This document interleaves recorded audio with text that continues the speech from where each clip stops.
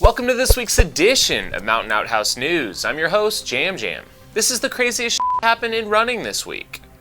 This week's stories include Avalanches on the Hardrock 100 course, a shakeup on the US 24-hour men's world team, and Goucher encounters a mountain lion. We begin this week with an apology to our East Coast friends for omitting results from the Strolling gym earlier this month.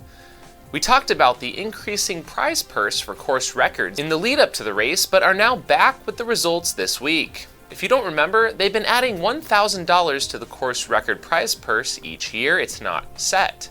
We were up to $5,000 this time around, and we actually got a contender on the men's side. The record, of course, is held by Andy Jones at 3:59.26, set way back in 1991. This year's winner, Zach Bevan, ran the second fastest all time with a 4:07.42. Still a ways off Andy, but inching closer than ever. Scott Breeden's 2015 time of 4:14 was the most recent fast time we've seen. For the ladies, no one was close this time around, but your winner, Sarah Aponte, was at 5:34. We saw a heck of a 24-hour race at the Dawn Till Dusk Till Dawn, or D3, held in Pennsylvania on a 400-meter track. The rain settled in, but didn't deter those shooting for qualifying spots on the 24-hour national team. This is one of the last best chances at making the team, and two men did just that this weekend. Rich Ryle-Pell went out hard and held on to a 161.8-mile victory in the race, securing his spot on the team. Harvey Lewis, knowing full well the standings going into the race, needed to surpass 155 and seemed to pace himself to go just over that, finishing with 156.08 miles. These times knocked Bob Hearn and Nick Curry out of the top six. Bob was at the race himself, trying valiantly to hold on to his spot, but ultimately coming up short, although running another 150-mile plus effort. The team for the men now sits with Rich, Olivier LeBlanc, Jacob Jackson, Steve Slaby, Harvey, and Greg Armstrong.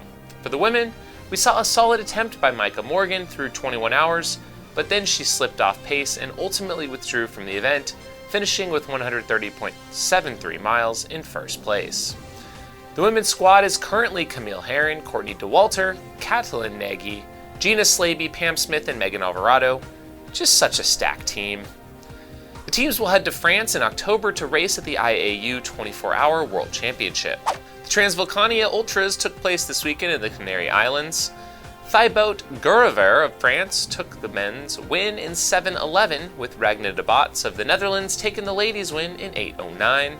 The top Americans were Max King with a 7th place finish. Nice to see Max get one done in 7:50, and Megan Kimball 3rd in 8:35. In clean sport news, former convicted drug cheat Elisa Desco, who is currently sponsored by Compress Sport, placed 6th at Transvulcania. She served a 2-year ban from a positive EPO drug test back at the 2009 World Mountain Running Championships. What do you think? Should she be allowed to run?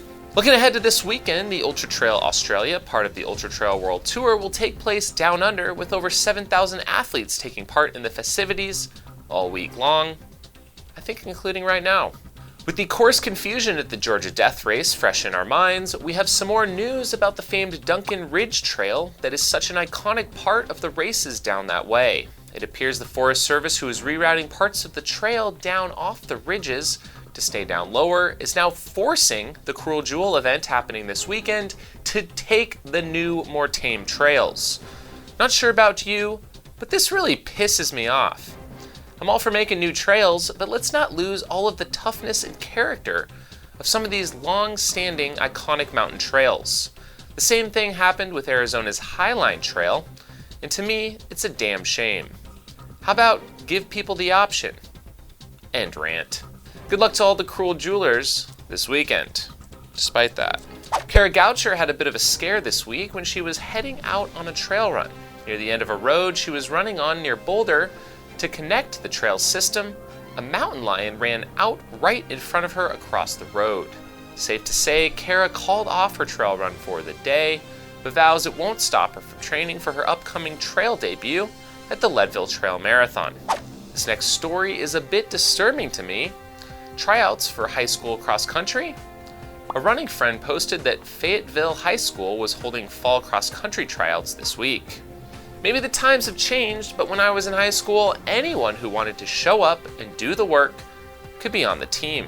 Granted, we all didn't make the varsity squad, at least not at first, but it was the one sport that allowed everyone to participate. For me personally, I really wanted to do a high school sport, and after being cut from the golf teams and soccer teams, I was able to walk on and join the track team without facing cuts. It blossomed into my love of running, and look where it's taken me. Some concerning news out of the San Juan Mountains in Colorado concerning the Hardrock 100. An avalanche in the vicinity of Grouse Gulch has buried the road there in over 100 feet of snow, trees, rocks, and other debris. If you remember the intense avalanche that buried and closed the $1 Million Highway below Red Mountain Pass in between Ouray and Silverton this winter, you probably figured that more would be discovered as we approached summer. We still don't know all of the backcountry areas affected by avalanches, but safe to say we will likely need to do some major trail work this year to open and clear the Hardrock course before race day, just about 2 months away. On a related note, Hardrock itself has a snow metric they look at to whether or not they can actually hold the run safely. According to their website, under snowpack conditions, the snow water equivalent, measured at Red Mountain Pass, must fall below 23 on June 1st or before to guarantee no issues. If it doesn't, they will have to reassess. As of today, May 15th, the snow water equivalent is still up at 33.4, although it has begun to fall in the past few days after staying statically above 35 for the past several weeks.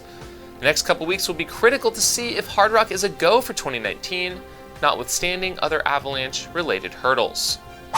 We have a check-in report this week on Walter Hanloser and his half-hundred hundreds project, where he's attempting to run 50 100-mile races in 2019. That's a thing.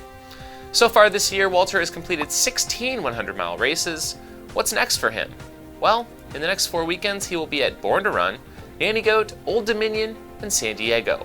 Phew! Nipping at his heels, so to speak, is another runner attempting the most 100s in a year record as well.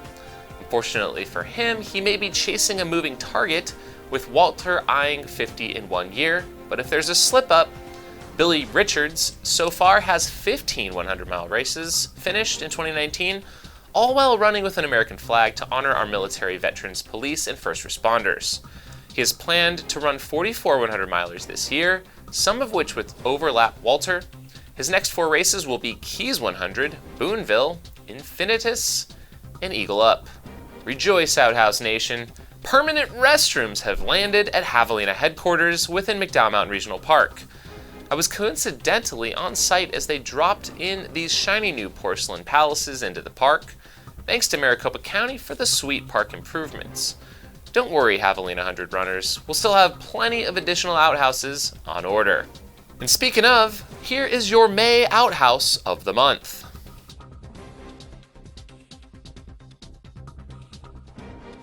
And with that, thanks for tuning into episode 145 of Outhouse News.